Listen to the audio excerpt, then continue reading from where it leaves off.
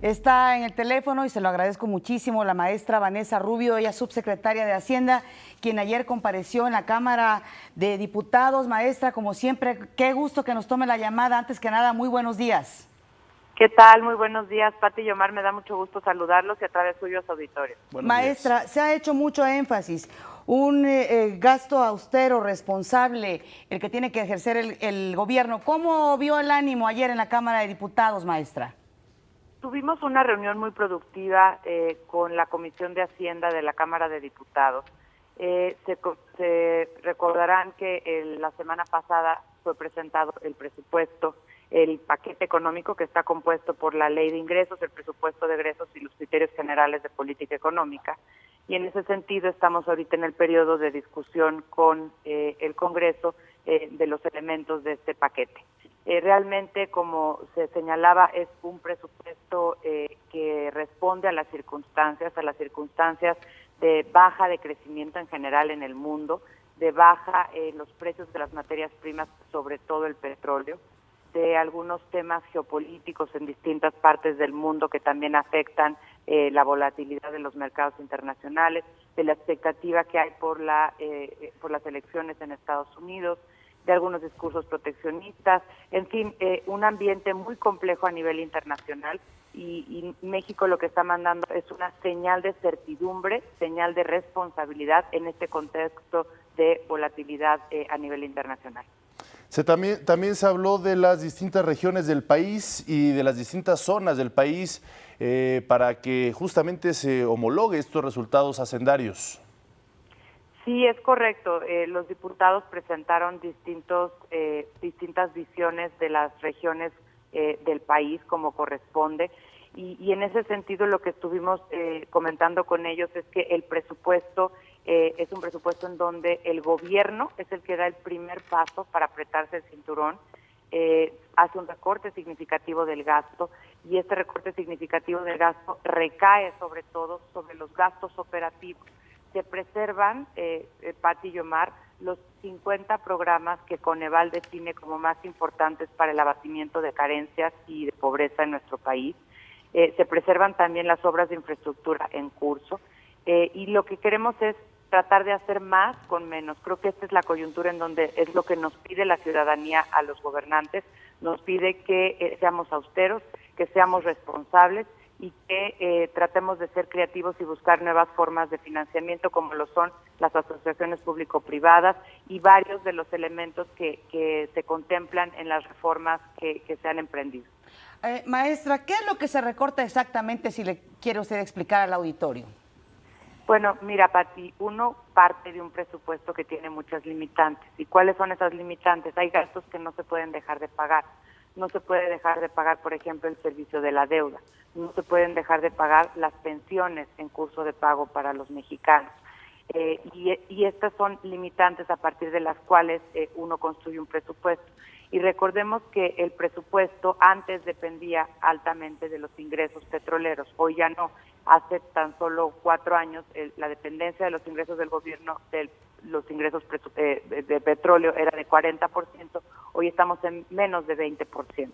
En ese sentido, un poco la pregunta es: ¿y cómo le hacemos para financiarnos? Bueno, la reforma tributaria, la reforma fiscal emprendida por el presidente Peña Nieto, lo que nos permitió fue hacernos menos dependientes de los ingresos petroleros y poder tener ingresos que son una fuente más estable de ingresos a lo largo del tiempo, que son los tributarios. En ese sentido, se plantea que los recortes vayan más bien a los gastos del gobierno, a los gastos operativos, a los viáticos, a los gastos personales y sobre todo que seamos conscientes de que hay que hacer, reitero, más por menos. Así es, maestra Vanessa Rubio, ¿el anuncio de la OPEP tendrá algún impacto en México? Este anuncio de recortar la producción, ¿cómo lo vieron ustedes? Bueno, realmente cuando me refería a distintos sucesos geopolíticos, este es uno de ellos, es lo que sucede con las decisiones en el Medio Oriente, que son de los principales productores de petróleo en el mundo, también lo que sucede, por ejemplo, en la recomposición de la economía china, lo que ha sucedido con la tecnología que ha venido a cambiar realmente la forma en que se produce petróleo y otros energéticos.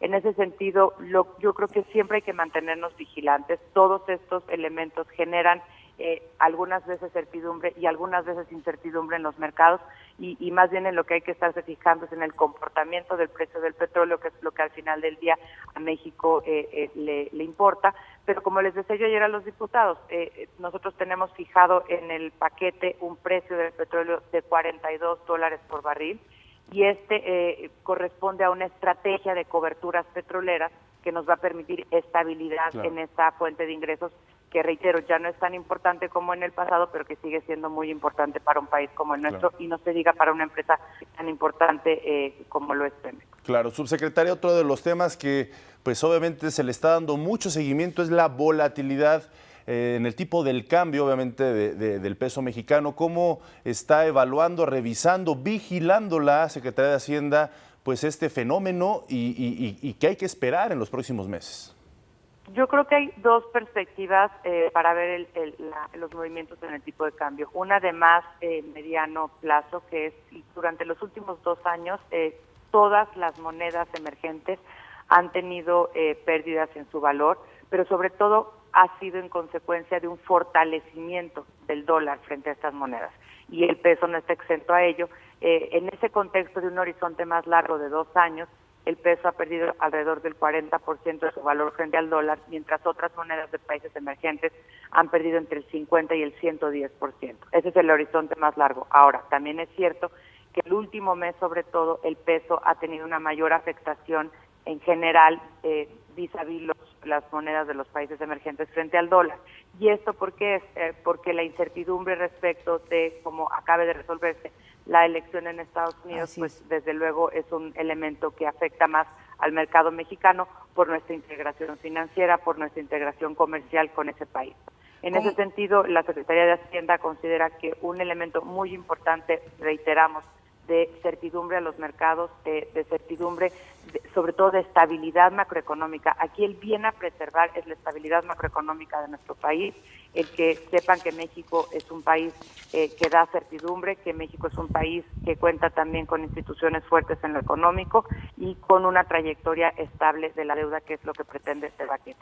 Entonces, ese es uno de los elementos importantes para mantener como uno de los fundamentales de nuestra economía, y por lo demás nos mantendremos vigilantes con el resto de las autoridades económicas en nuestro país, especialmente con Banco de México, y estaremos revisando, como lo hacemos todos los días, los movimientos en el tipo de cambio. Finalmente, subsecretaria, ¿se prevén más ajustes en lo que será el crecimiento del Producto Interno Bruto de México para finales de año? No, realmente las estimaciones que nosotros tenemos es un crecimiento en alrededor de 2.5%, así lo tienen también estimado el Banco de México, los principales analistas, el Fondo Monetario Internacional, y para el año que entra dentro del paquete tenemos una expectativa de entre 2 y 3%, de acuerdo a todos los criterios que hemos establecido. Reitero, el precio del petróleo a 42, una baja en la plataforma de Pemex, una producción de petróleo de 1.9 millones de barriles diarios, en fin, una tasa de inflación de 3%, conforme también a las expectativas de Banco de México. Entonces, nuestros fundamentales son sólidos, eso es importante decirlo, pero justamente para preservar esa solidez, para preservar esa estabilidad macroeconómica, requerimos hacer este paquete responsable que nos pueda regresar a una trayectoria sostenible de la deuda en nuestro país. Y como han dicho, subsecretaria, gastar poco, pero además gastar bien. Es correcto, Pati.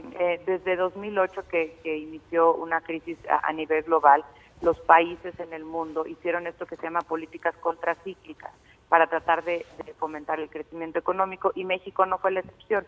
Se incurrieron en niveles manejables y prudentes de deuda, pero sabíamos también desde que comenzamos esta trayectoria que había un momento en donde se tenía que poner fin y necesitábamos regresar a la normalidad y comenzar una trayectoria descendiente de la deuda.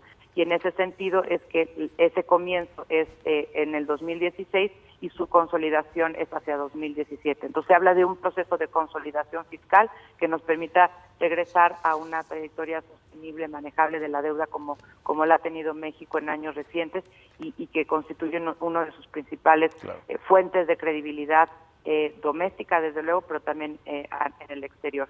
Y este es el gobierno apretándose el cinturón justamente para que no se aprieten el cinturón ni las empresas ni las familias como corresponde, y creo que tenemos que estar quienes estamos en estos temas a la altura de las circunstancias y a la altura de tomar decisiones en el momento oportuno, porque luego cuando no toma uno decisiones en el momento oportuno, lo sabemos por la historia de México y lo sabemos por lo que ha pasado recientemente en muchos países del mundo y en particular de América Latina, los ajustes que se tienen que hacer son mucho más dolorosos. Entonces estamos tomando decisiones correctas, decisiones a tiempo y mandando mensajes de prudencia y de certidumbre en México y en el extranjero. Así es, subsecretaria, y créanos que es lo que esperamos todos los mexicanos. Gracias por estar con nosotros en México al Día, subsecretaria de Hacienda.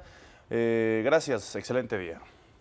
Al contrario, igualmente, Pati y Omar, gracias a usted. Un abrazo, Gracias maestra. a Vanessa Rubio.